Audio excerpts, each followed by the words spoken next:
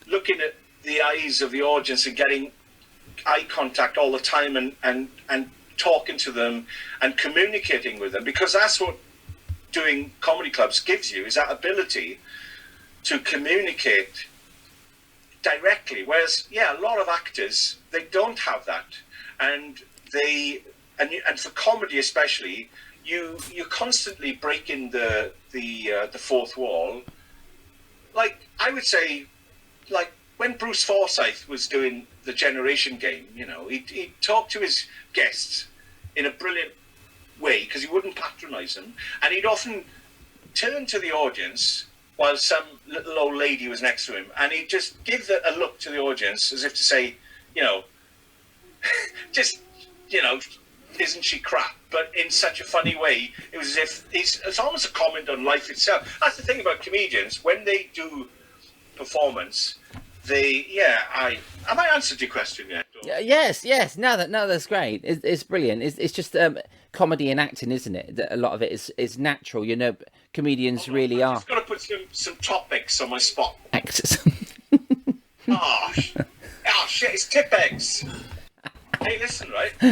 You missed. I tried putting some liquid paper on my skin because I got blood poisoning, but luckily I got type O. That is terrible. No, I think Billy Connolly is a great comedian. Yeah, watched a lot of him recently. I've seen him in films. He cheers me up. He's an actor. Would I say he's a brilliant actor? No, I wouldn't. But, you know. Yeah. Lenny Henry is an excellent actor. I've seen him in a few things. Yeah, the chef. Apparently, Lenny Henry. Yeah. He's really turned it around, hasn't he? But Tommy Cooper, I was watching in The Plank yesterday. Oh yeah. Yeah, I was watching that yesterday with Jimmy Tarbuck, Tommy Cooper, Eric Sykes, brilliant. Yeah. Oh, all very funny. Ice and Steve. Can you remember a moment that you want to forget that happened on stage? Can you remember that? That moment you're trying to forget? Anything that went wrong, or was it not necessarily a heckle, but just something that happened? I don't know, maybe you got your head stuck in the guitar case or something. Yeah. Well, it's funny you should say that, because I have been accused by another comedian of being a person who remembers things. I think what he meant was, if there was a slight, or there was some incident in a club in the past, that will stay with me. Now, the thing is, the fact this person was talking to a friend of mine at the time, and the fact that he was able to say that means that he remembers as well. So if you can remember the fact that I don't forget, you don't forget either. So, I mean, you can't help the things that go through your brain. You remember things. Yeah.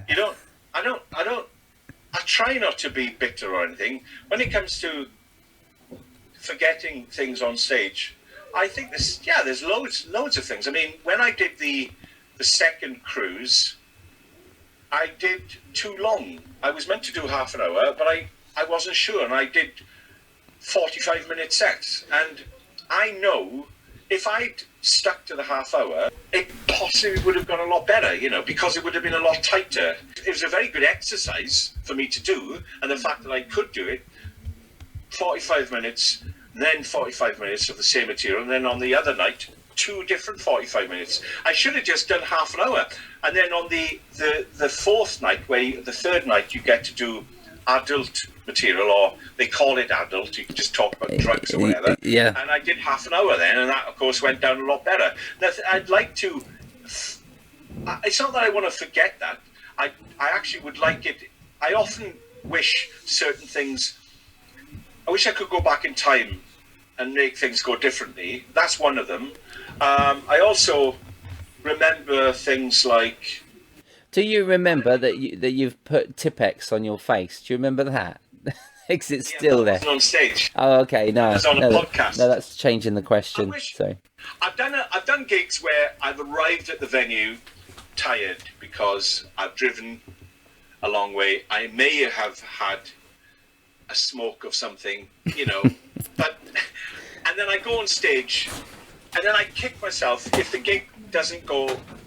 What I find is sometimes your timing, if it's slightly out, and I often try and put a lot of, I don't really, I think some of my comedy works better if it's done faster, right? Because with some of my jokes, the audience, they can hear the first couple of gags and they take it as corny and they'll start groaning. And I don't want that. I would rather the sound of laughter. Although I'm not saying groaning is that bad, but I don't like it. I'd rather have ha ha ha.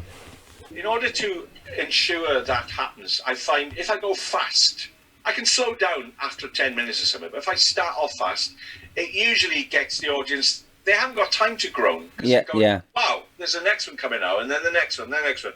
And it's a bit like, yeah, I mean, I guess Lee Evans has a bit of that when he does that energetic approach. And it's like, sometimes the timing when I do that is slightly off for whatever reason. Right. And then I come away from the gig kicking myself. Let's say I'd had maybe a drink, a Guinness or a beer before going on stage, or if I'd smoked something or whatever, or if I'd driven a long way, you know, I think, why did I do that? I'm not saying that was the cause of what happened, but you kick yourself. And then I have this theory that the audience itself has a sort of timing, because it's a back and forth thing. They respond to your material by, they laugh, sometimes they do certain noises, or they may even heckle, and it can be a rhythmic thing. And sometimes there's a few gigs where you just can't get that, you know when you've nailed it. But that Britain's Got Talent gig, right, was, I knew what was in my favour was, from having done smaller gigs in TV studios, that audience in the presence of TV cameras generally are more up for it when a comedian comes on. They're easier generally. Yeah, because they've been sitting through dog acts and singers and dancers for most of the day, and then a comedian comes on and the audience can relax. And you've got 3 judges standing up. Simon doesn't really stand up much, but you've got 3 judges standing up. The audience went crazy for you. It's such a buzz, isn't it, when the act goes that well, and you deserved it. Yeah. And so... Well, the semi-final, although it was incredibly nerve-wracking because it was going out live to millions of people, I had a really strong feeling this is going to go well, as long as I get my jokes out right. I would say that the first round was actually a lot more difficult because, as you just said, you don't know when you're on. In the course of the day, there's been lots of other acts on who may never get to the television screen. So you go on late in the day, maybe 6 o'clock. The audience have been sitting there for hours and hours. And the audience are just not ordinary people who've been dragged in.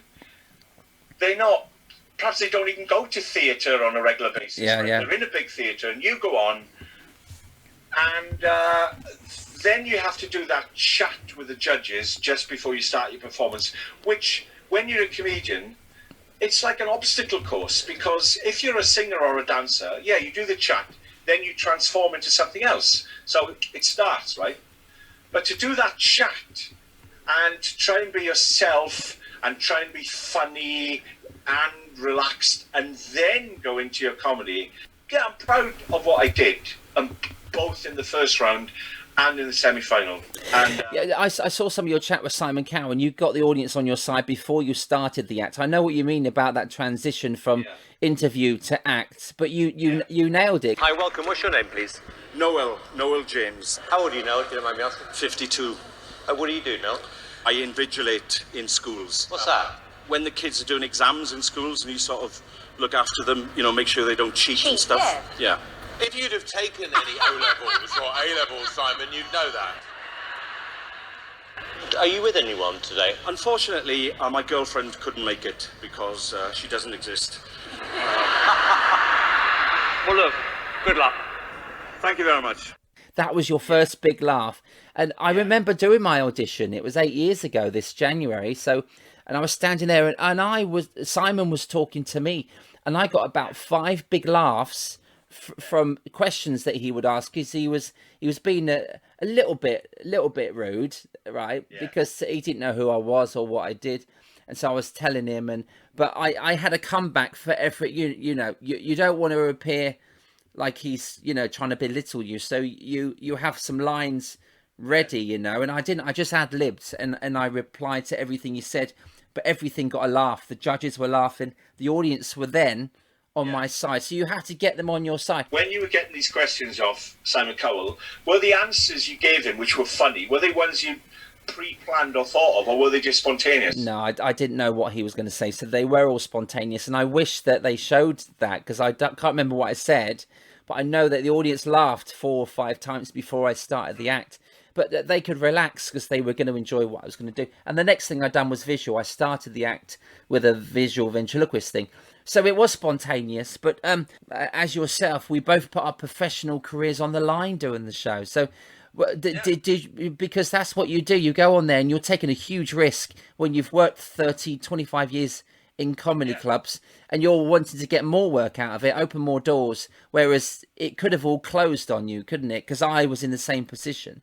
So what were you thinking when you had to nail that audition, basically? Well, the thing is, even if you had nailed it, when you look at the way Britain's Got Talent is edited and put together, you know from the past that they wouldn't have any qualms of, you know, they could edit it and make you look stupid, even if you did okay on the day. And I'm saying this because a friend of mine, Steve Best, did it the following year. Yes. He's a visual comedian, and yes, his opening bit was a bit shaky, but then he got the audience on his side. But when they went out on television, they made it look terrible, and they added a piano soundtrack to have some sad drama, you know, and it's like, that's what I was fearing would happen, and it's a risk and a gamble, but I got my way through it partly because I think they were looking for a comedian to win it that year, because there was a lot more comedians than usual on it. I think that was the first year really that comedians started to be favourable, I think, on our show, because in America they started that a couple of years ago. They love the stand-ups, and so but this one, I think you were shining on that show as a stand-up, and a lot of stand-ups looked up to you because there was 2 or 3 of you that were doing really well on it. And so, but it's so gutting you didn't get to the final, because you deserved it, and we really thought you were going to get there. It was an interesting situation in the semi-final because I was in the top 3 according to the public votes, so that meant it was down to the judges who was going to be number 1 and number 2, because only 2 people went through to the final. And David Walliams voted for me, and I knew he would, because I got a chance to chat to him, and he obviously loves comedy, you know, and he was laughing a lot, whereas Simon Cowell wasn't laughing. And it's like, he laughed at a couple of things, but you just think his mind is somewhere else when it comes to what he's watching on stage, and in terms of what he likes, you know. And the 2 women liked it, but they voted no. And so it was a yes, no, and no. And then the final vote was with Simon, and of course he voted no. So the other act, who was a father and son singing duo, went through to the final. And it's like, well, yeah, good luck to them, you know. But none of my jokes were out of tune. I didn't get through to the finals initially. I was the wild card in the end, but I was beaten by a guy with a guitar as well, you know, a singer. So it was Simon. If he's got the vote, he'll always go for that, and Alicia as well, sadly. Simon Cowell, I wasn't a wild card, but I think he did refer to me as a card. He said, "You're a bit of a card," which is probably why I was always seeking his approval. And I've really enjoyed talking to you, Stephen, and I meant it about the jokes and the material. I would love to help. I'm happy to work with you on that, mate. I love your style. The semi-final, come on! But can I also just take this opportunity to say thanks awfully to everyone. Thanks.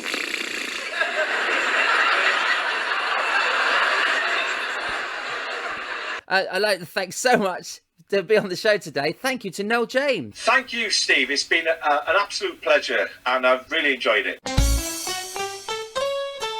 Ice and Steve. Thank you, Noel. I thoroughly enjoyed Noel's company, and since this chat, he has contributed to some nice material, soon ready to be road tested. Although that can be seen in my 3rd UK tour later in 2021, early 2022. To see a lot more of Noel James live, go to his website on www.noeljames.co.uk. Or just connect with Noel. You can find him as Noel James on Facebook or on Twitter at Noel James Comedy. Today's comedy quote comes from Welsh comedy legend Tommy Cooper. The police arrested 2 kids yesterday. One was drinking battery acid and one was eating fireworks. They charged one and let the other one off.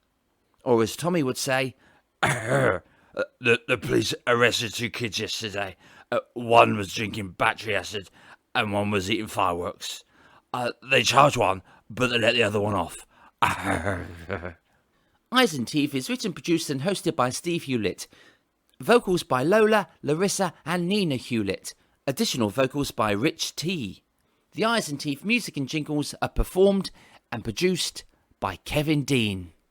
Join me next time on Eyes and Teeth, Funny for Money, Season 7, when I catch up with another great comedy performer who has seen and been seen around the world, the brilliant and funny Ricky Jay.